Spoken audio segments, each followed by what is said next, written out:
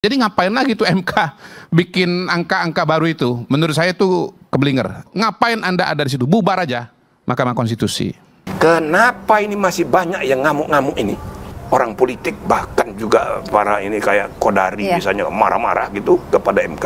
Ya wajar, karena kualitas peradaban demokrasi kita masih rendah. Rankingnya 54. Walaupun doktor ahli segala macam, dia belum menyadari seolah-olah cuma dia yang benar. Anda itu para ahli ilmu politik kayak begitu dia nggak paham. Itu loh, merasa pinter sendiri. Ini sebetulnya menegaskan, kejadian ini menegaskan kepada saya bahwa MK ini memang harus direformasi. Harus ada revisi undang-undang MK. Karena MK ini sudah kebablasan. Dia menguji undang-undang, dia juga nulis undang-undang, kebablasan. Sudah banyak kasus di mana MK itu sok tahu, mohon maaf, sok tahu dia. Undang-undang itu bos, dibuat melalui proses yang panjang. Ada kajian, ada simulasi, apalagi kalau bicara undang-undang tentang pemilu. Putusan MK itu undang-undang itu sendiri. Sama dengan undang-undang. Putusan MK itu banyak yang tidak mengerti nih ya. Apalagi para ilmuwan politik dan juga politisi, praktisi politik. Ya kan, mereka akan tahu ini apa-apaan ini 9 hakim ini. Jangankan 9, 5 orang pun bisa membatalkan undang-undang yang kita buat. Padahal kita ini hasil pemilu, kita 575 orang dipilih oleh rakyat. Iya kan, kita yang milih.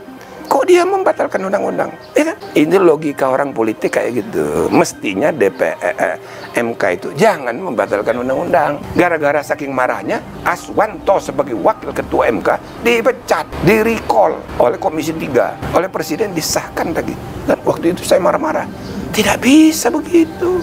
Dan tugas hakim MK ini memang salah satu fungsinya mengadili undang-undang. Oke. Nah, putusan MK mengadili undang-undang sama dengan undang-undang itu sendiri. Jadi ada undang-undang dibuat oleh DPR, disahkan oleh Presiden, lalu dikoreksi, dibatalkan, dicoret satu pasal oleh MK, ya kan? Maka putusan MK itu sama dengan perubahan undang-undang, oke? Maka dia dimuat di berita negara dan berlaku sejak ditetapkan. Ini juga kacau lagi. Kenapa? Ini pertimbangan atau amar? Ya kalau Anda nggak mau nggak ngasih fatwa atau nggak mau ngasih keputusan, nggak mau kasih amar, nggak usah berpanjang-panjang dengan pertimbangan-pertimbangan yang kemudian malah bikin bingung. Nah ini yang suka disalahpahami. Waduh, bikin pasal baru. Saking kadang-kadang sulitnya itu dipahami oleh MK ini, ditulis di amar. Permohonan pemohon dikabulkan sepanjang menyangkut pasal ini. Dengan demikian, dengan putusan ini, maka bunyi pasal yang tadinya begini menjadi begini. Maksudnya untuk mempermudah pemahaman publik, ya kan?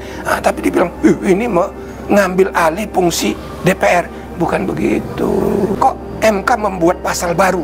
Bukan, dia tidak membuat pasal baru, tapi konsekuensi dari pencoretan kata atau pencoretan satu kalimat itu kan menimbulkan norma baru. Otomatis, misalnya ada peraturan nih, kalau Anda bertemu persimpangan perempatan jalan, maka dilarang belok kanan, gitu bunyinya, bunyi pasal itu, ya kan? Nah, itu kan cara memahaminya. Berarti lurus boleh, belok kiri boleh, belok kanan nggak boleh. Nah, kemudian dibawa ke MK oleh MK. Waduh, ini tidak adil ini, ya kan?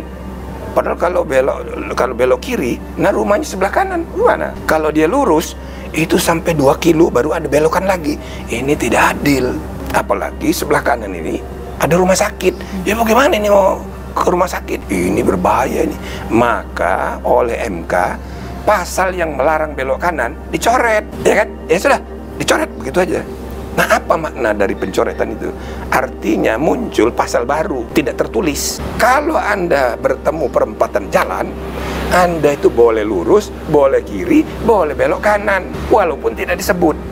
Nah, tapi dalam praktek untuk mempermudah, ya kan, masyarakat luas memahami, oleh MK itu ditulis. ditulis. Iya. Ada kemungkinan pertama ditulisnya di pertimbangan, ya kan? Tapi pertimbangan yang termasuk kategori ratio desidendi. Ratio desidendi itu maksudnya pertimbangan putusan yang sifatnya mutlak, bagian dari amar. Nah, jadi ditulisnya. Nah, ini yang suka disalahpahami. Waduh, bikin pasal baru. Iya, itu Kedua, juga. ada lagi saking kadang-kadang sulitnya itu dipahami oleh MK ini, ditulis di amar. Permohonan pemohon dikabulkan sepanjang menyangkut pasal ini.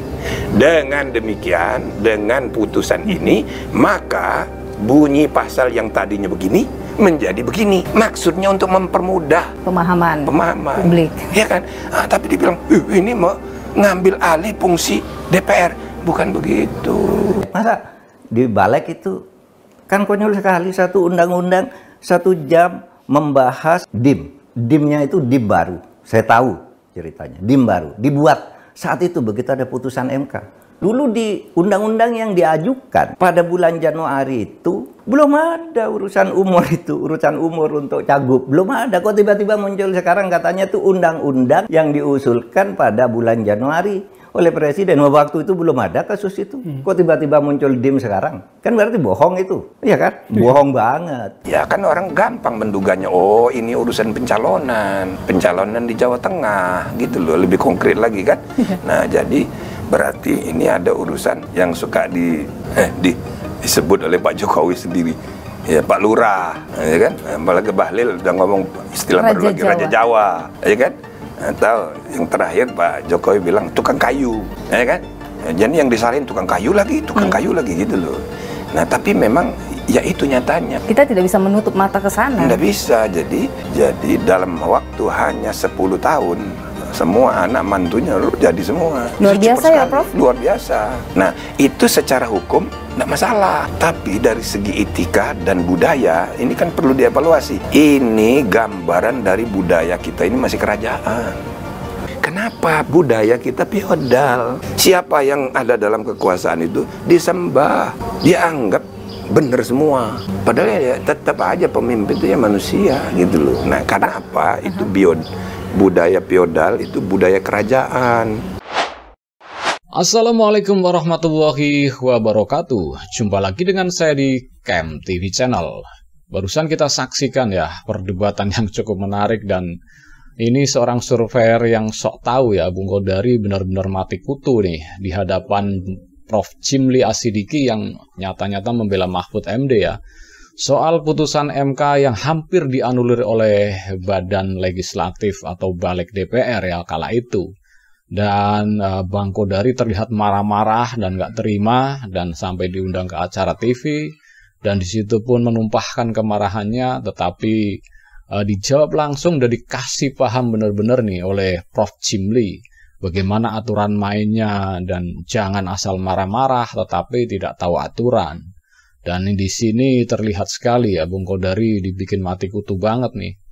Dan ya Prof. Jimli kan sependapat dengan Prof. Mahfud. Beliau berdua kan seorang profesor yang senior, sama-sama mantan ketua MK, ya jelas tahu apa itu fungsinya MK dan bagaimana MK kok bisa disetir sekarang-sekarang ini. Dan kan kemarin Prof. Jimli juga yang memutuskan bahwa Anwar Usman harus dihukum. Dan di situ aja udah kelihatan kan ya, bahwa di sini terlihat sekali bahwa kebenaran memang sedang ditegakkan ini oleh dua orang profesor ini, terutama Profesor Mahfud ya. Dan ya pendapat-pendapat Bung Kodari benar-benar dimentahkan di video tadi ya. Jadi ya mau bagaimana lagi, dua orang profesor ini udah turun gunung loh, membenahi peraturan-peraturan yang sengaja dibelokkan oleh penguasa. Dan akhirnya apa yang terjadi? Kemarin mahasiswa demo dan masyarakat termasuk juga para artis juga ikut demo karena nggak tahan dengan keganjilan atau yang sudah keterlaluan lah penguasa ini membelokkan aturan. Dan di sini profesor-profesor senior, civil society semua turun dan memberikan pencerahan kepada orang-orang seperti Bung Kodari ini. Oke, mungkin ya cukup sekian dulu reaction video dari saya. Semoga video tadi bermanfaat untuk kita semua ya. Dan bagi Anda yang ingin berkomentar, silahkan tulis komentar Anda di kolom komentar ya. Dan bagi yang belum subscribe, silahkan subscribe supaya dapat bonus tontonan video terbaru setiap harinya dari Kem TV Channel. Oke, tetap saksikan Kem TV. Salam waras.